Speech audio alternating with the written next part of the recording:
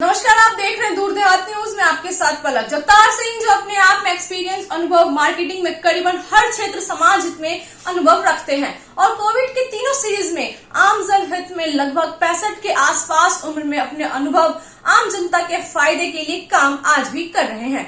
इस उम्र में आमतौर पर लोग धार्मिक स्थानों, पूजा पाठ में अपनी दिनचर्या लगाते हैं, लेकिन जगतार सिंह सुबह उठने के बाद नियमित रूप से अब ऑफिस जाते हैं, ऑफिस में मीटिंग करते हैं, मुलाकात करते हैं, व्यवसाय खुद मार्केट में जाना और वह वर्क को खुद से देखना और सब कुछ अपनी आंखों के सामने उसको पूरा करना। चलिए उनको ही सुनते हैं, उनकी जुबानी। हमारे साथ जगतार सिंह जी हैं और इनका जो वर्क है मार्केटिंग को मुख्य रूप से ये देखते हैं और इंडिया के कोई भी ऐसा शहर नहीं है जहां इनका जाना व्यवसाय के कारण नहीं होता है।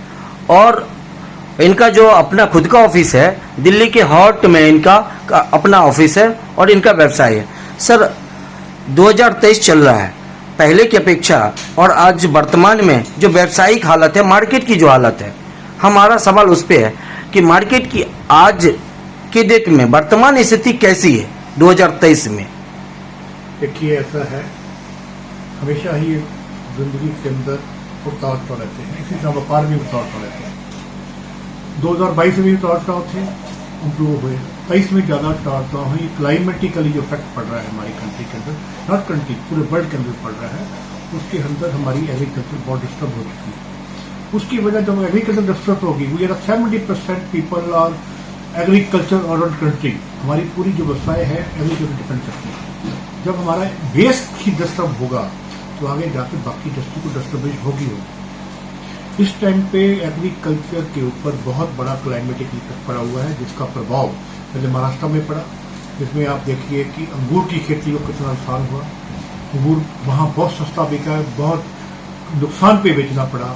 अभी यही जो चीज़ें क्लाइमेटिक इफेक्ट पड़ रही हैं बाकी जगह पड़ रही हैं, जहाँ पे हिमाचल का फ्रूट है, एप्पल के ऊपर अभी तक बहुत बड़ा प्रभाव पड़ चुका कि लेट टाइम तक जो बर्फ पड़ी है उसके ऊपर काफ़ी फ्लावर की ड्रॉपिंग हो चुकी है। उसमें जो अनुमान लगाया जा रहा है कि 50% जो क्रॉप है वहाँ की हिमाचल की फ्रूट की खराब हो चुकी है। तो इसका असर तो इकोनॉमी पे पड़ेगा। जब आप नीचे यहाँ से बाइंग पावर जब कम होगी, जब फार्मर के पास पैसा नहीं आएगा तो परचेज कहाँ पे करेगा, उसका पूरा असर पूरी इंडस्ट्री पे पड़ता है। ये क्लाइमेटिकली चेंज हो रहा है, इसका असर आपको दिखता नजर आ रहा है। अभी तक देखिए साउथ के अंदर बारिश नहीं है, बरसात नहीं हो रही, केरला में मौसम नहीं पहुंचा हुआ है, पूरे साउथ के लोग घबराए हुए हैं कि ये इसका क्या इफेक्ट होगा। अगर और कम दिन आने वालों में ये बारिश नहीं हुई तो सर सूखे पे चला जाएगा। जब सूखे पे चला जाएगा तो फार्मर्स के पास पैसा नहीं आएगा, लेकिन वहाँ से हर इंडस्ट्री कैसे सर्वाइव करेगी। उसका मेन फैक्ट यही है, क्लाइमेटिकल चेंज हो रहा है और साथ साथ बाइंग पावर बहुत लोगों की कम होती जा रही है दिन ब दिन। उसका प्रभाव नौकरियाँ हैं और बिजनेस की मिनिमाइज होने के चक्कर वजह से कोरोना का असर जो है पड़ा था, अभी तक उसको प्रॉपर सर्वाइव नहीं कर पाए। Take it time. हर बार कोई जब मार्केट गिरती है तो आगे बढ़ने के लिए उसको बहुत मेहनत करनी पड़ती है, हमें बहुत मेहनत करनी पड़ेगी। रास्ता क्या है? रास्ता कुछ नहीं, आपको देखिए क्लाइमेट के साथ आपको चलना पड़ता है, रास्ते हमेशा तलाशे जाते हैं, उसकी मेहनत करनी पड़ती है। हमें उसकी पॉलिसियाँ सर्वाइव करनी पड़ेगी, कुछ हमें पॉलिसियाँ अपने सिस्टम चेंज करने पड़ेंगे, हमें देखना पड़ेगा हम कहाँ से मार करेंगे, उसके लिए हमें जिससे दूसरे तलाश करने पड़ेंगे, दूसरी मार्केट तलाश करनी पड़ेगी। अगर एक मार्केट में काम नहीं, दूसरी मार्केट में सेक्टर में काम करना पड़ेगा। ऑलरेडी बहुत सी इंडस्ट्री जो एग्रीकल्चर के अंदर जहाँ पे सिंगल स्टेट में काम करी थे मल्टी स्टेट में आ गई है, उसकी भरपाई करने के लिए आ रहे हैं। उसके लिए क्या है, सबसे बड़ी बात है बड़े कंपटीशन जो इंटरनेशनल मार्केट के साथ हम जो कंपटीशन नहीं करें, हमारी प्रोडक्शन कॉस्ट बड़ी ज़्यादा है, कुछ टैक्सेशन कॉस्ट की वजह से हम लोग एक्सपोर्ट में कंपटीशन में बहुत मार खा रहे हैं। तो बाकी कंट्री के साथ कंपटीशन करना बहुत मुश्किल हो रहा है। आपका मेरा अनुमान है, बाकी देखो क्या लोग मेरे से बहुत प्लेन बैठे हैं, मैं जो लोकल मार्केट स्टडी कर रहा हूँ उसके ऊपर जो मैं जो समझता हूँ मेन क्लाइमेट का जो चेंज और क्लाइमेट का जो असर पड़ रहा है वो ज़्यादा असर पड़ रहा है इसके ऊपर। आपका मुख्य रूप से व्यवसाय क्या है?